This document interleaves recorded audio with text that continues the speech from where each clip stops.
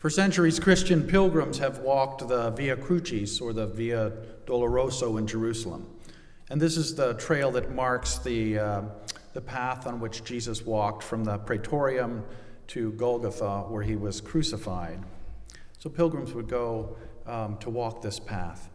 And over time, what happened was that shrines were built along the way to mark particular events in that walk. For instance, where Jesus met his mother, or where he was stripped of his garments. So, of course, many people couldn't get to Jerusalem, so over time, the pilgrims that returned would create the same kind of shrines in their cathedrals and churches, and created a kind of a virtual pilgrimage, a kind of a mental exercise where people could pray through the Stations of the Cross. And of course, today, on Good Friday, millions of Christians all over the world are taking just that kind of pilgrimage. So what Tristan has provided for us, of course, is a different kind of pilgrimage, using the same stations, but rather than seeing the stations depicted visually, of course, Tristan is providing us with this beautiful music, the music of Brahms and Barber. And I know that what Tristan is hoping for this afternoon is that you will really take advantage of this time to set aside whatever it is that you might be thinking about, the cares of the day or the week, and really enter into this music. Enter into it as profoundly and deeply as you can. We'll be here for a while, and Tristan would really like this to be an opportunity for each of us to take an interior journey and to meditate on this day, which really is a day it's really a story of love. It's a day when we celebrate the story of a love that was stronger than hatred, a love that persisted in the face of violence and persecution and abandonment and cruelty. So we invite you to just be here. And we'll intersperse the music with readings from Scripture, which will take us through the stations of the traditional Stations of the Cross.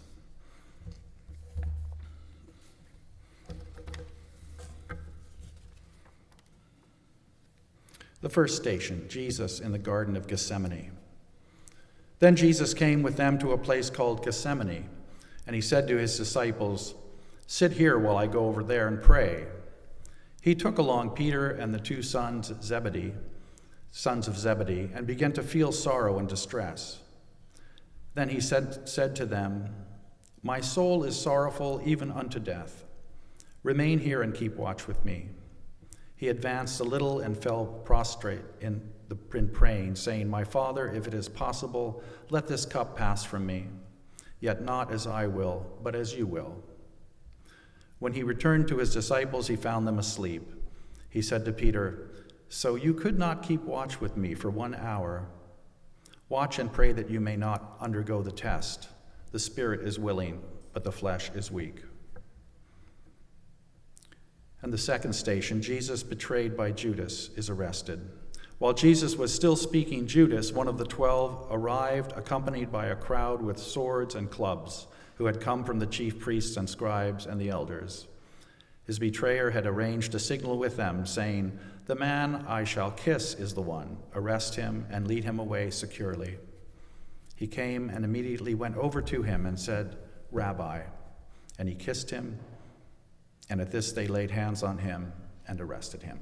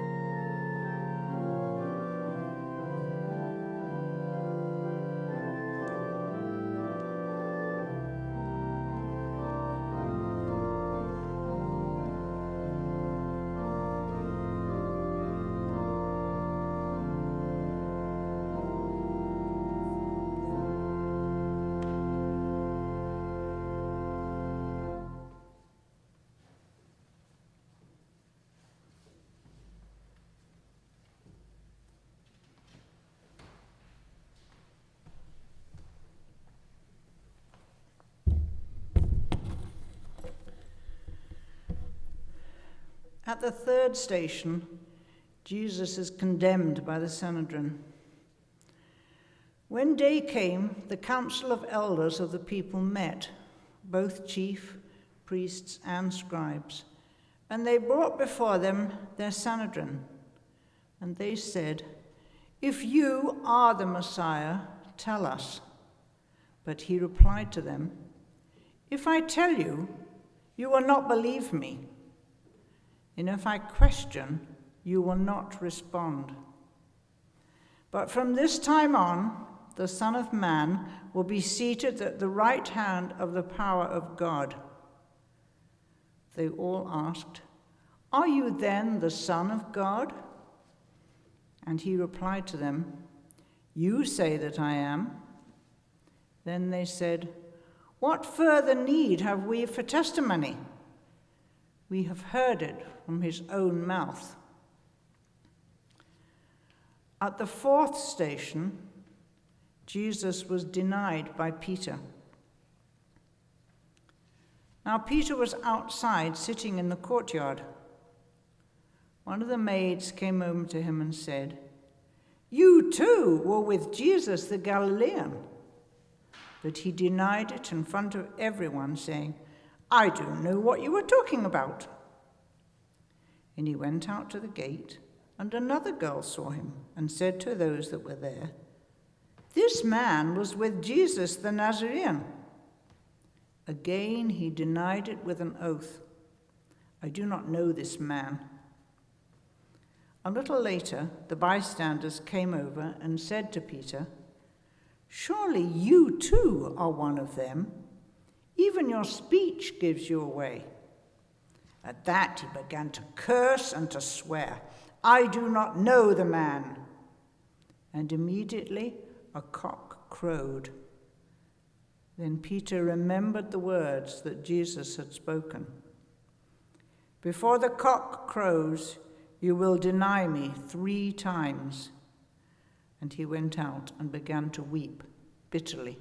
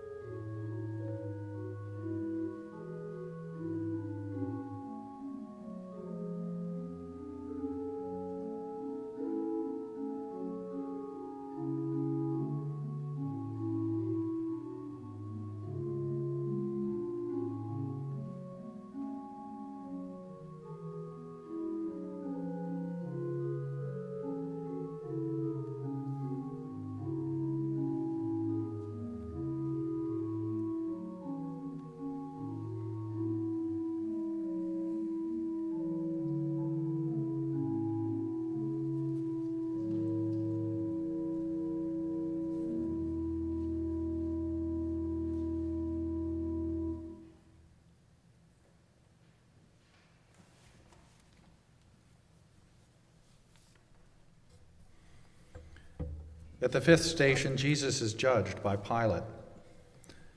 The chief priests with the elders and the scribes, that is the whole Sanhedrin, held a council. They bound Jesus, led him away, and handed him over to Pilate. Pilate questioned him, "Are you the king of the Jews?" He said to him in reply, "You say so." The chief priests accused him of many things. Again, Pilate questioned him, "Have you no answer? See how many things they accuse you of." Jesus gave no further answer, so that Pilate was amazed. Pilate, wishing to satisfy the crowd, released Barabbas and handed Jesus over to be crucified. At the sixth station, Jesus is scourged and crowned with thorns. Then Pilate took Jesus and had him scourged, and the soldiers wove a crown out of thorns and placed it on his head and clothed him in a purple cloak. And they came to him and said, "Hail, King of the Jews!" And they struck him repeatedly.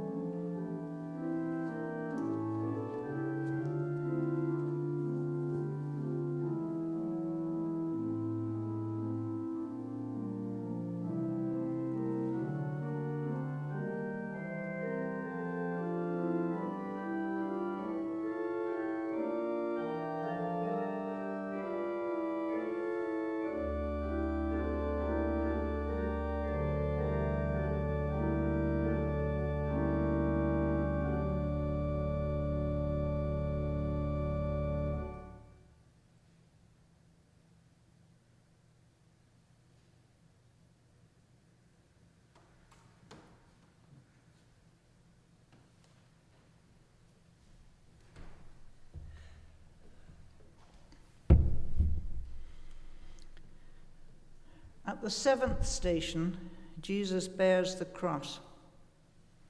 When the chief priests and the guards saw Jesus, they cried out, "Crucify him! Crucify him!" Pilate said to them, "Take him yourselves and crucify him. I find no guilt in him." They cried out, "Take him away! Take him away! Crucify him!" Pilate said to them, "Shall I crucify your king?" The chief priests answered, "We have no king but Caesar." Then he handed him over to be crucified. So they took Jesus, and carrying the cross himself, he went out to what is called the place of the skull, in Hebrew, Golgotha.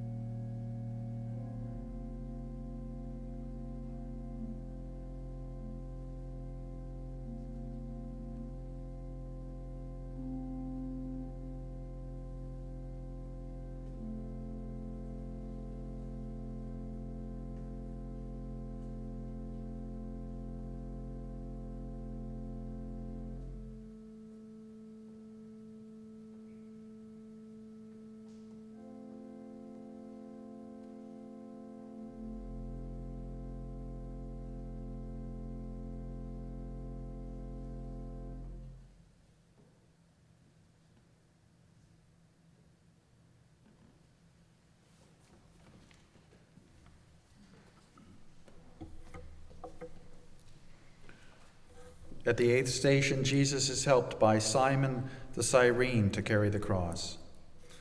They pressed into service a passerby, Simon, a Cyrenian, who was coming in from the country, the father of Alexander and Rufus, to carry his cross.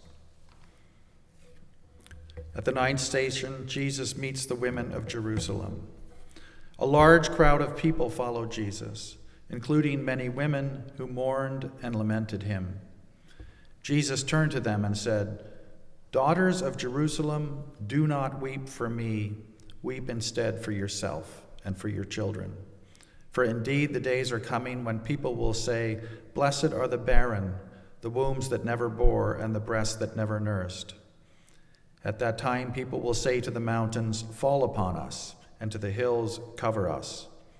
For if these things are done when the wood is green, what will happen when it is dry?"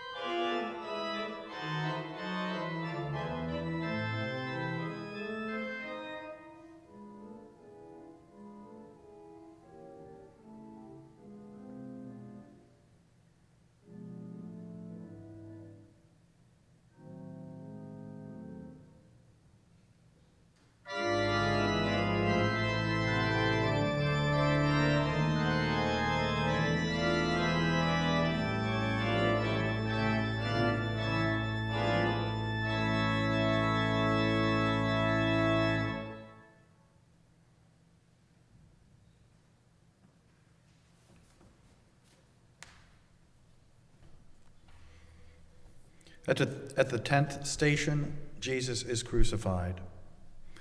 When they came to the place called the Skull, they crucified him and the criminals there, one on his right and the other on his left. Then Jesus said, "Father, forgive them, they know not what they do." At the 11th station, Jesus promises his kingdom to the good thief. Now one of the criminals hanging there reviled Jesus, saying, "Are you not the Messiah? Save yourself and us." The other, however, rebuked him. "Have you no fear of God? We have been condemned justly, for the sentence we received corresponds to our crimes, but this man has done nothing criminal." Then he said, "Jesus, remember me when you come into your kingdom." Jesus replied to him, "Amen, I say to you, today you will be with me in paradise."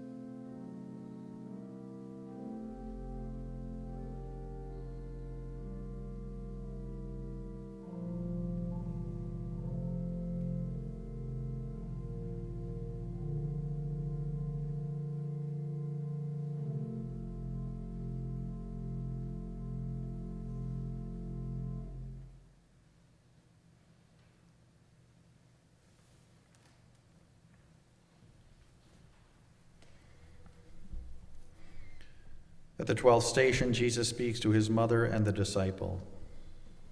Standing by the cross of Jesus were his mother and his mother's sister, Mary, the wife of Clopas, and Mary of Magdala. When Jesus saw his mother and the disciple there whom he loved, he said to his mother, "Woman, behold your son." Then he said to the disciple, "Behold your mother." And from that hour, the disciple took her into his home. At the 13th station, Jesus dies on the cross. It was now about noon, and darkness came over the whole land until 3 p.m. because of an eclipse of the sun. Then the veil of the temple was torn down the middle. Jesus cried in a loud voice, "Father, into your hands I commend my spirit." And when he had said this, he breathed his last.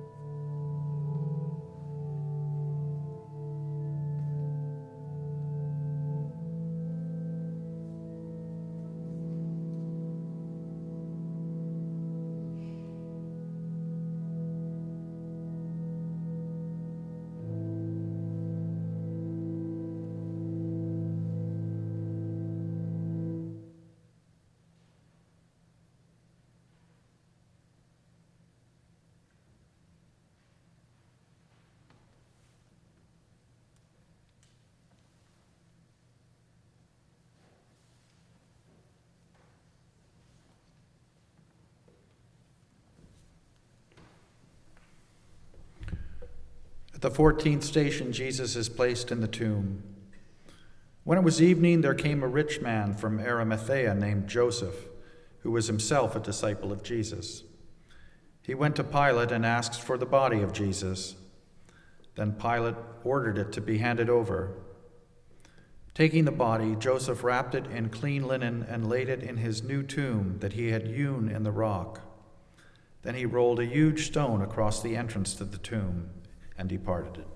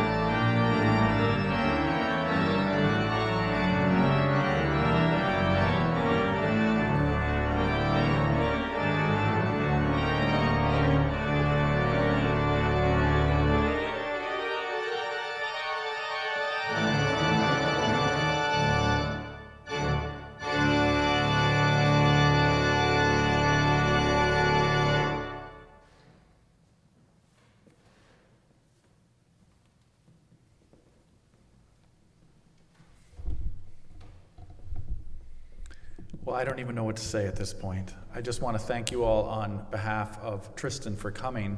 And I want to thank Tristan. This is the final concert services of a series that he's done. I'm sure we can coax him down out of the organ loft. He's played this program all over the island, from Port Alberni to the Gulf Islands to Salt Spring, and all around Victoria. And so I'm not sure how you feel. I feel very fortunate to have been here this afternoon to have heard this. And I know Tristan's already working on a Lessons and Carols program.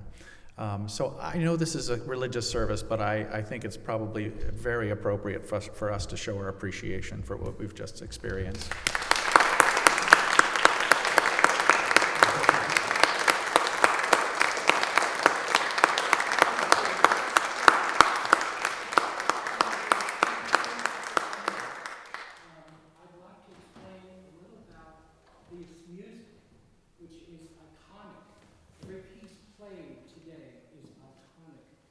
The 6 choral preludes were written by Johannes Brahms upon the death of his great love, Clara Schumann, who was the wife of Robert Schumann.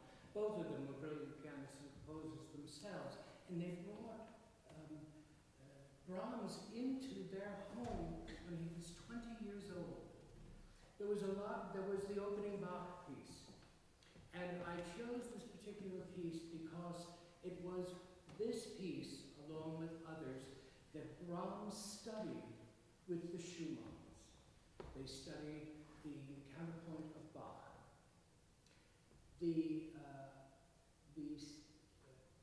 Barber, the Adagio for strings, is especially near and dear to my heart. I heard it when I was, do we have any children here? His age. No, I was driving. But my family lived right outside of Vassar College in Poughkeepsie, New York, and very close to us was the West Point Military Academy. And during the wintertime at the library, they had a concert, a chamber music concert series, and I stole my mother's car. I did leave her a note, so I guess it's not legitimately a theft. And I drove in the snow to the point. I actually went to hear, it was the Juilliard String Quartet that was playing. They oftentimes went to the point to test out new material, and I had gone to hear Mozart's wonderful musical Joker. And on the program was this piece by a man I didn't know. I was only a teenager. And it has been one of the most important pieces in 20th and 21st century music. There is a list in the classical musical world of the 50 most important pieces from music in Western civilization, and that piece is on that list. And the last piece is by Maurice Duruflé, I'm sorry. It was, I wrote the notes and I can't remember what I wrote about them, but he wrote it in this end prelude that precedes it for his very, very dear friend, Alain, who died in the First World War, very, very near in the beginning.